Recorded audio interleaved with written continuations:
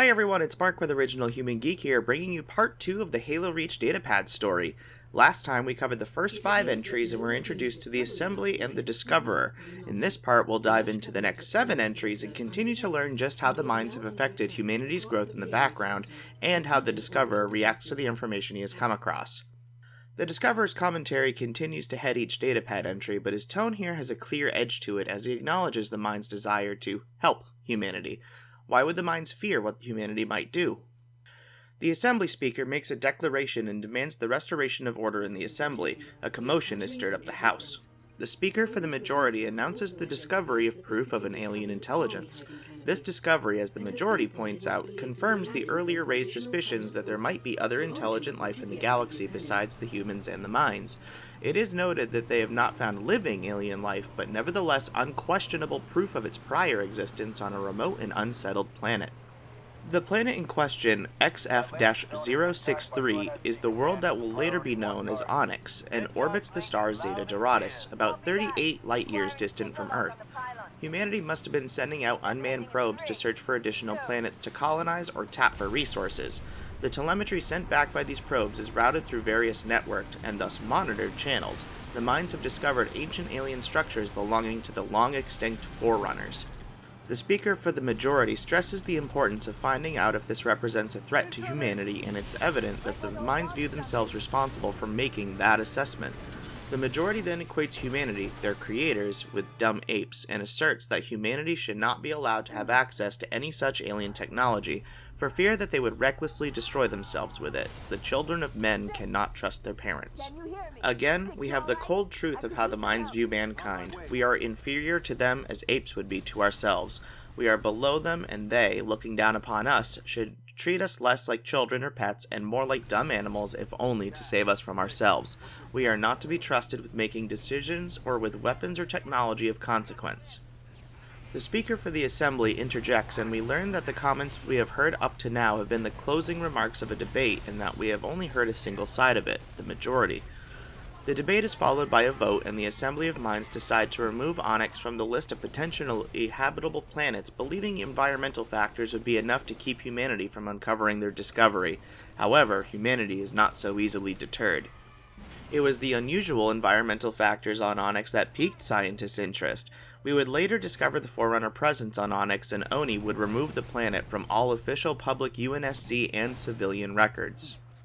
This datapad entry gives us a fleeting glimpse into how the Assembly operates. The discovery of an extrasolar intelligence forces a debate among the minds to determine which course of action they should take, the determination decided by the will of the Majority. It also gives us an insight into how the minds simply do not trust their ape-like creators. The analogy reinforces the mind's sense of superiority over humanity, and the mind's continued insistence about doing what is best for us and how they must protect their fragile flock from foreign danger and its own ignorant yet unavoidable stupidity. Once again, the minds take direct action. The minds do not have flesh and blood bodies, but they can still act.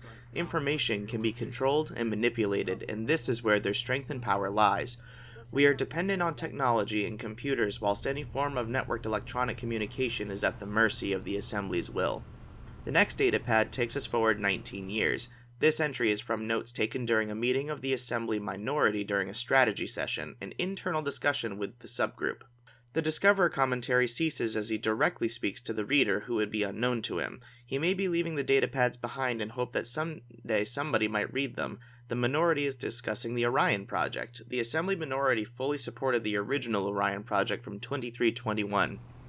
The Orion project built off developments made during the Interplanetary Wars, which had seen the first battlefield deployments of bioengineering protocols within mobilized ranks, or humans altered physically to improve their combat styles. The Orion project took these alterations to their next logical step, full-scale unit deployment and much more expansive bioengineering techniques and mental enhancements. The Orion project was Oni's response to UNSC rebellions and insurgents. These augmented soldiers were intended to do the dirty work behind the scenes, covert ops, counterinsurgency missions, and unconventional warfare.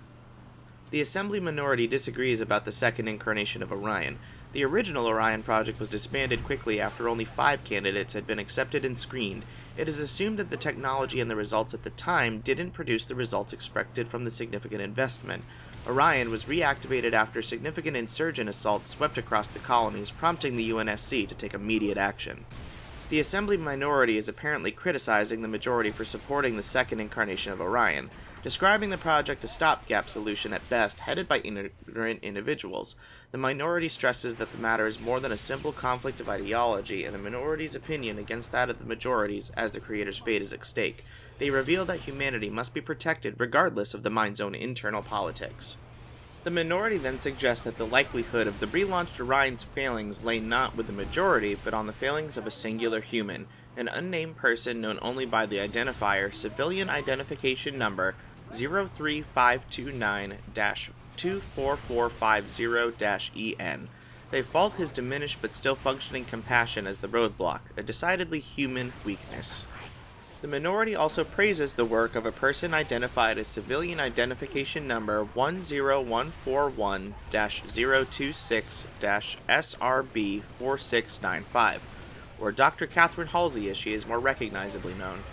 Coincidentally enough, what the minority appears to appreciate as an admirable quality, her ruthlessness, is mostly due to an abnormal and incorrect chemical imbalance. In short, Dr. Halsey is seen as a malfunctioning human and considered better off for it from the perspective of the minority.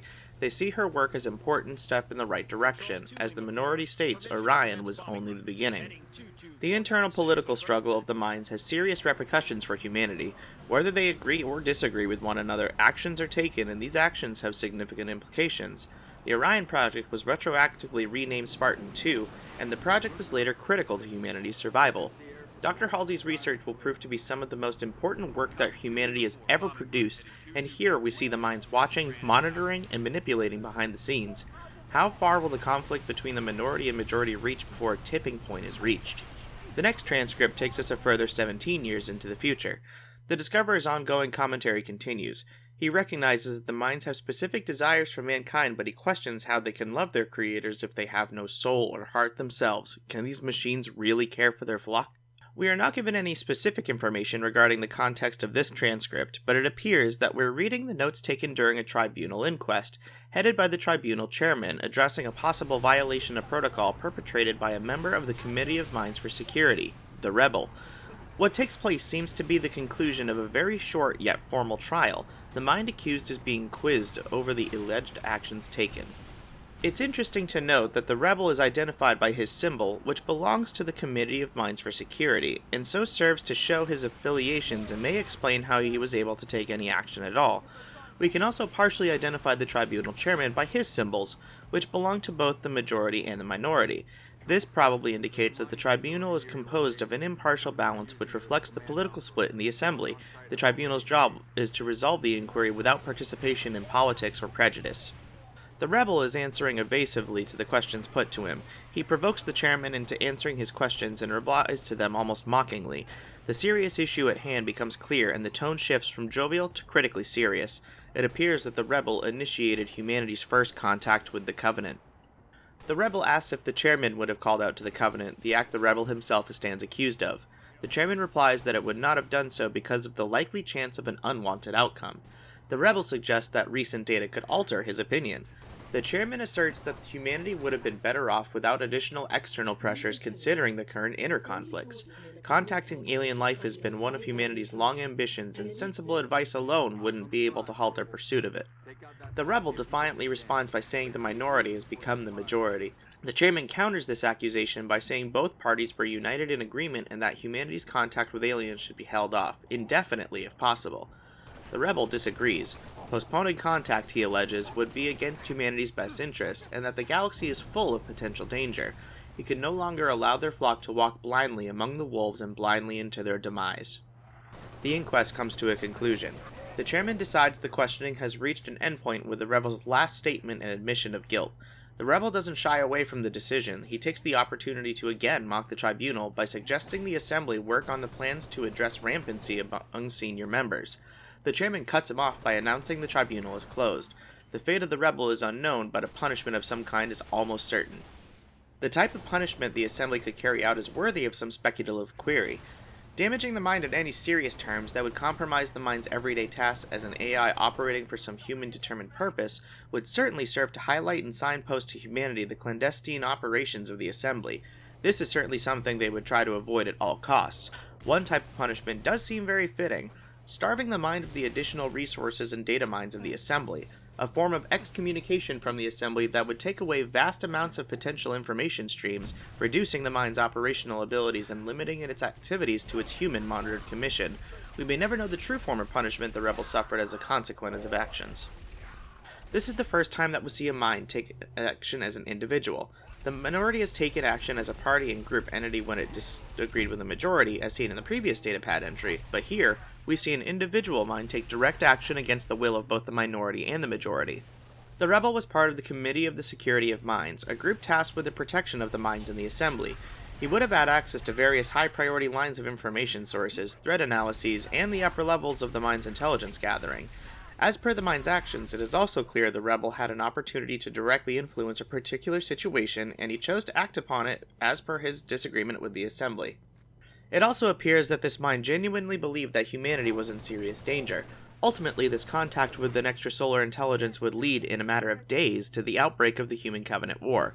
This misguided mind acted to defend humanity, but ultimately risked its destruction by doing so.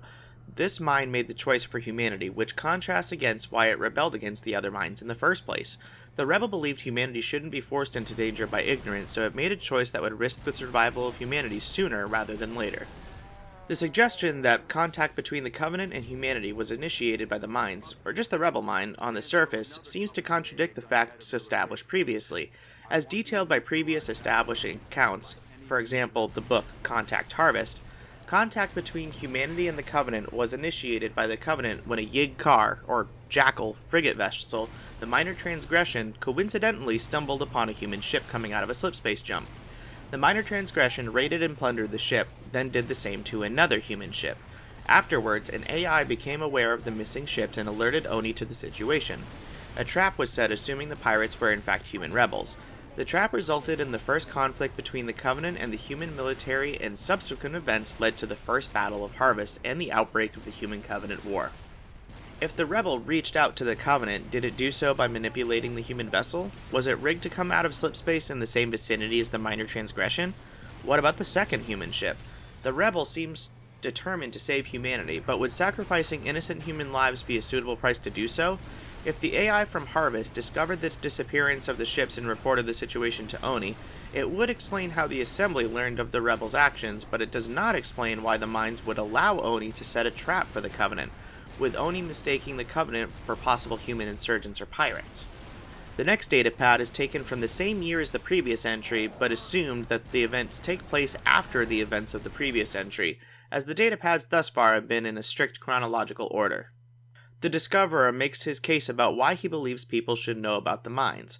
They should be the friends of humanity, our allies and peers, not gods and demons, not seemingly all-powerful beings who hold our fate in their hands. This echoes back to a quote from Cortana in Halo 3. Quote, "I have defied gods and demons. I am your shield. I am your sword. I know you, your past, your future. This is the way the world ends." We catch a glimpse at the political machinations of the minds in the Assembly as we are provided with a glimpse into a strategy session for the minority. The minority speaker is talking openly about the Spartan 2 program. It appears the minority have taken offense at a particular position the majority holds, that the Spartan 2 project being ready and operational at the onset of the Human Covenant War was merely down to luck or holy intervention.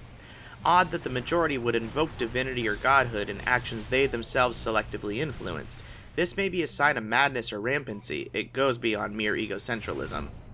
The minority speaker posits that the Spartan 2 project was merely the product of heightened technological and political developments, which are typically accelerated during periods of conflict. The growth of the UNSC and the dynamic of politics and policies resulted in various factional rebellions against UNSC rule, internal conflict. The Spartan 2 project was bolstered by the findings of the Carver Report and the internal studies and predictions carried out by the UNSC. As noted in the previous datapad article, the minds acted to reinforce the findings and the necessary mobilization of forces, including the Spartan 2 project, required to address them.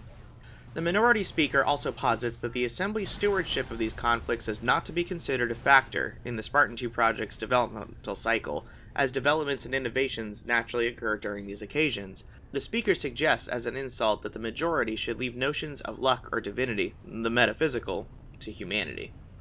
This entry gives us an insight into the possible beginnings of political dissent within the Assembly. While the Minds have formed a political body split between the majority and minority, here we see the minority paint a specific difference between the two political sides.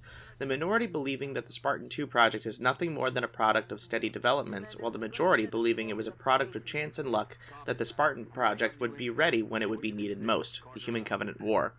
This is the first time we see the Minds take clear sides on an issue, albeit minor, politically, and so suggest that it may not be the first nor the last. The next datapad entry takes us 1 year further. This entry consists of a transcript from a meeting of the Committee of Minds for Security. The Discoverer describes how he has spent a considerable amount of time trying to find a backdoor, or an exploit into the network firewall of the Spook House, or ONI, and regretting what he discovered. The speaker for the committee is discussing the progress of the war with the Covenant up to the current point in time, and more specifically, the threat the Covenant made to humanity just prior to the assault on the planet Byko. The speaker focuses on the claim that the Covenant can reduce the surface of a planet to molten glass and the obvious impact this claim would have on humanity. Such a claim poses a direct and unilateral threat to humanity and also heavily implies that the Covenant's destructive ability is far beyond humanity's capability to defend against it. He also brings up the point that such a destructive force, if leveled by the Covenant's leadership, could have a direct impact on the member species within the Covenant itself. The speaker recognizes that it is possible that such threats would keep the client species in line with the Covenant's leadership demands or suffer the potentially ruinous consequences. It is possible that the Covenant is held together by this threat of force against its own. The speaker recommends on behalf of the committee that the term glassing is adopted to describe the outcome of the Covenant's particular threat. It is believed that the term would strengthen humanity's resolve in the face of such a huge danger. He goes on to admit that it is unlikely that the Covenant have the necessary firepower to fully carry out such a threat. Whilst engaging in combat across various solar systems, the Covenant would need to mobilize a fleet equal to or greater than the UNSC's, and even then, going by the Mind's calculations, it could take upwards of 30 years of continuous bombardment to fully glass an Earth-like planet. The speaker recommends that this particular threat analysis be kept hidden from humanity, as it would undermine the Mind's efforts to disseminate the concept of glassing. The committee has decided that humanity should react as if the Covenant's claims are a real possibility. The war with the Covenant is in its infancy, but already has taken the center attention of the Minds. The Covenant assault on Byko, birthplace of Nobledeem's Carter, is one of the first planetary casualties to the Covenant's destructive glassing attacks during the war. However, as we now know, things may not be as they first appeared. The term glassing now appears to be a construct of the Minds, deployed as a tool to influence the hearts and minds of humanity. Glassing is a simple word with nightmarish connotations, an entire planet wiped out and replaced with a molten hell. It obviously strikes a chord in the human psyche. The Covenant are powerful and should be taken as a serious and dire threat. As we know and understand from other sources, the Covenant's ability to glass a planet is unquestionable. We have plenty of reliable sources that indicate that the Covenant threat is credible and real.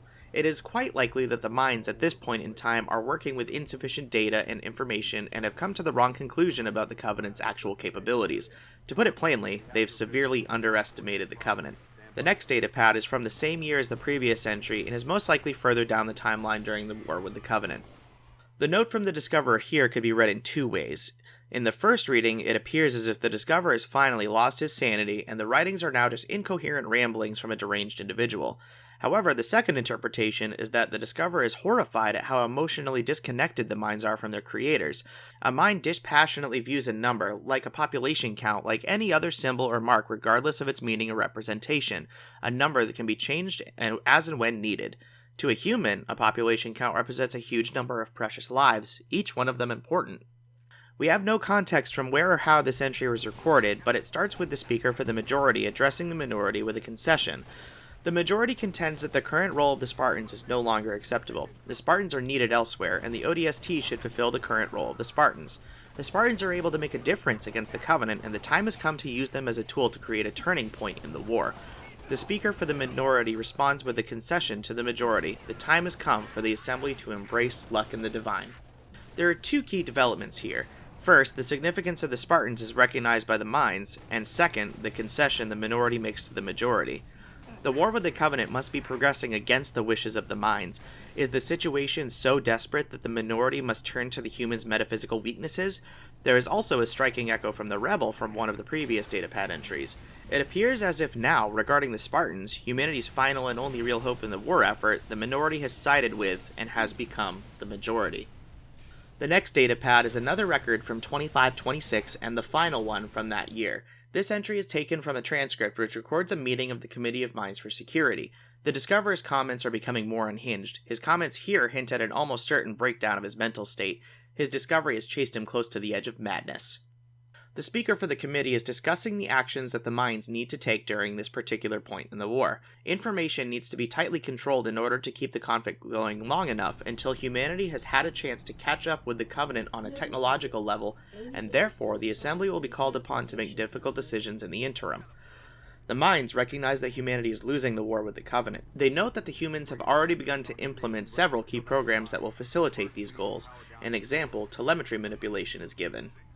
The speaker also entertains the notion of the existence of a Covenant equivalent to the Assembly. If a hidden body of artificial beings are operating from within the heart of the Covenant, the speaker suggests that making contact with them should be a high priority. It may even be possible to undermine or control them, a possible shortcut to ending the war. Telemetry manipulation sounds similar to the Winter Contingency Protocol, which was first implemented in the same year as this datapad's entry was recorded. Winter Contingency closes down communication networks and redistributes the flow of information within sectors of UNSC control, and it's easy to see how the mines could have used this protocol to suit their own needs. The recognition here that humanity needs time to catch up with the Covenant's superior technological advantage is important. Technology does evolve quickly during wartime, but it is possible that the mines are now hoping they can buy enough time to win the war. They might be hoping a solution presents itself. Some new technological breakthrough is made, or maybe some deep secret weapon is discovered. The Assembly has finally reached out to the metaphysical in its apparent desperation. Alright, that's it everybody. Thank you so much for tuning in to part 2 of the Halo Reach Datapad story. Don't forget to tune in next week for the final part. Go ahead and leave your comments down below about what topics you'd like me to cover next, as I am pretty much open to anything Halo, and I would absolutely love to cover it. And while you're here, go ahead and hit that subscribe button and hit the bell icon. That way you get notified anytime one of the geeks puts up any kind of content. It's free to click both of those, and you can always change your mind, so go right ahead and give it a try, because why not? So again, that's it. Thank you guys so much for watching, and I will see you guys next week with some more Halo lore. This is Mark with Original Human Geek, signing off. Bye.